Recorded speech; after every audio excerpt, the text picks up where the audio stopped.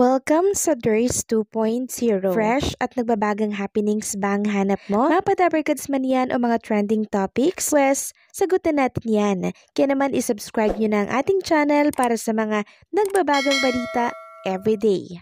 So ayan, welcome back again sa ating YouTube channel mga kadabarkads. And for tonight's video nga, isang makabuluhang topic na naman po ang ating pag-uusapan. Tungkol ito sa kasagutan kung bibilihin ba ng Netflix itong movie ni Direk Daryl Yap. Kasi nga po, 'di ba, nawalan na siya ng pag-asa na maipalabas ito sa sinihan by February 5. So ang second choice nila, ebenta po ito sa labas ng bansa or ebenta sa mga streaming platforms? Ang sagot, mamaya malalaman niyo po kung tatanggapin ba ng Netflix etong pelikula ni Direk. Pero bago yan, pag-usapan muna natin etong napapabalita po na pag-alis daw ni Bossing Vic Soto ulit palabas ng bansa.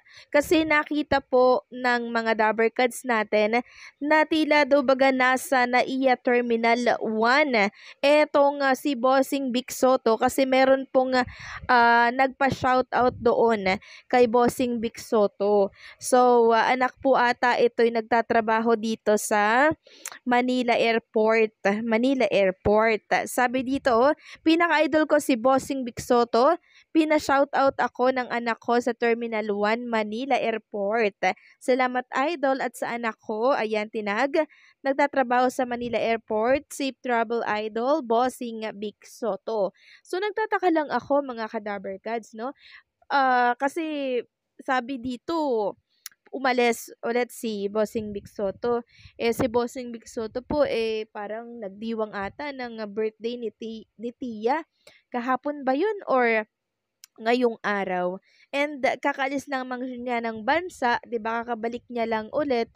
So siguro late post na 'to mga kadabarkads noong siya ay umalis papunta po ng Japan. Siguro late na post netong isang netizen na nagpa-shout out. Well, tingnan natin bukas kasi bukas live ang Itbulaga. Pag wala si Bossing Vic Soto, edi ayun, confirm, umalis nga siya. Pero pag andyan, ibig sabihin late post lamang ang naturang video. Samantalang naglabas naman po ng statement si Pauline Luna Soto tungkol dito sa pista ni Tali. Yung kanya kasing tema ng birthday ay pang pista na siyang napakagandang tunay. Sabi nga po dito ni Ma'am Pauline Luna Soto, pista ni Tali. It has always been my dream to do a Filipino theme party and I am sa wakas natupad din. The setup was beautiful but the presence of our family and friends completed this day. This party was actually postponed to a later date because our sweet celebrant had dengue on her actual birthday. But praise God, she is well and healthy now. Tia Merceline, our PST1, thank you for being a reminder of God's love, grace, and faithfulness. I know that the Lord has big plans for you and I can't wait to see it unfold. I love you anak, always and forever. Andito lang kami ni Dada and ate para suportahan ka. Maligayang kaarawan. So, nagka-dengue po pala itong anak ni Ma'am Pauline Luna Soto, no? And mabuti naman at naka-recover na po siya. Kaya pala hindi sila nag-celebrate sa mismong actual date ng birthday nitong si Tia. Kasi yun po ang rason.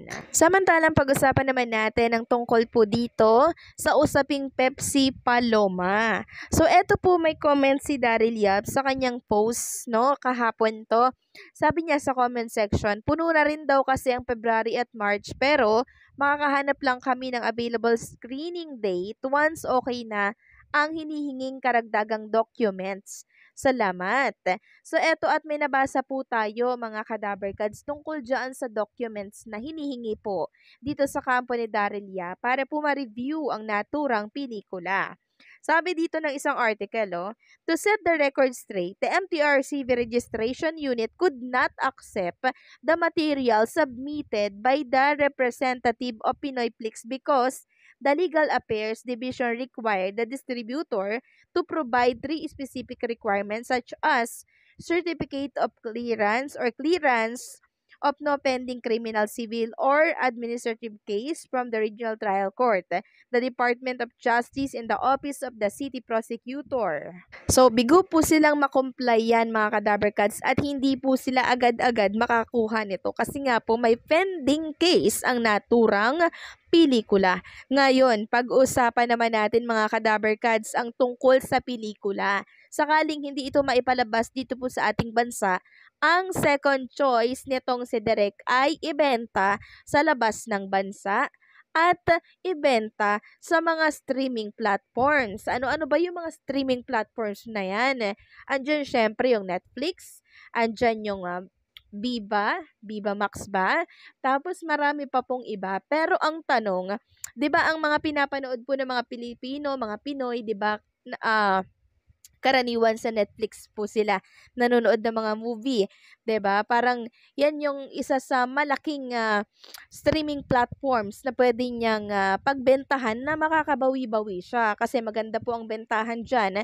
Depende sa trending ng naturang pelikula, no? Nagre-range ata ng 100 million to 250 million ang bentahan diyan. Depende sa ginastos din ng producer and sa ganda nga ng pelikula tapos sa trending, kung trending ba or pinag-uusapan pa ganyan.